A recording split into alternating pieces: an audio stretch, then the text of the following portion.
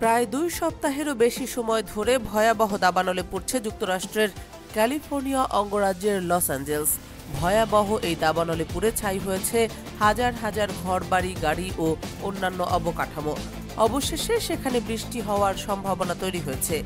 দেশটির আবহাওয়া বিভাগ জানিয়েছে, স্থানীয় সময় শনিবার থেকে শুরু করে সোমবার পর্যন্ত বৃষ্টি ও কিছু কিছু জায়গায় তুষারপাত হতে পারে। এই বৃষ্টি সেখানকার মানুষকে স্বস্তি এনে দেবে, যদিও আশঙ্কা করা হচ্ছে বৃষ্টির কারণে সৃষ্টি হতে পারে নতুন দুর্ভোগ।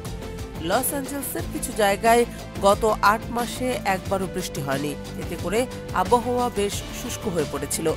জাতীয় আবহাওয়া বিভাগের লস অ্যাঞ্জেলস বিভাগের আবহাওয়াবিদ এরিয়েল কোহেন সিএনএনকে বলেছেন, বৃষ্টি না হওয়ায় লস অ্যাঞ্জেলসের মাটি সিমেন্টের মতো হয়ে গেছে, ফলে বৃষ্টি হলে সেগুলো তাৎক্ষণিকভাবে গড়িয়ে পড়বে।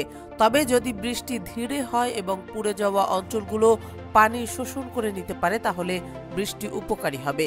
কিন্তু যদি হঠাৎ করে ব্যাপক বৃষ্টিপাত হয়, এতে পাহাড়ি অঞ্চলের মাটি আলগা হয়ে সেটি ভূমিধস ঘটিয়ে নিচের বসতির ক্ষয়ক্ষতি করতে পারে।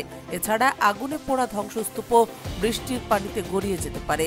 এমনটি হলে বিষয়টি ভালো হবে না বলে সতর্কতা দিয়েছেন তিনি। এদিকে দায়িত্ব নেওয়ার পর নিজের প্রথম সফরে দাবানলে পুড়ে যাওয়া ক্যালিফোর্নিয়ায় গেছেন মার্কিন প্রেসিডেন্ট ডোনাল্ড ট্রাম্প। শুক্রবার দাবানলে ক্ষয়ক্ষতি পরিদর্শন করতে সেখানে যান ট্রাম্প। এর আগে দাবানল নিয়ন্ত্রণে ট্রাম্পের অন্যতম সমালোচক ডেমোক্রেটিক গভর্নর গ্যাভিন নিউজমের নেতৃত্বে রাষ্ট্রীয় জরুরি অবস্থা মোকাবিলায় নিন্দা জানান ট্রাম্প।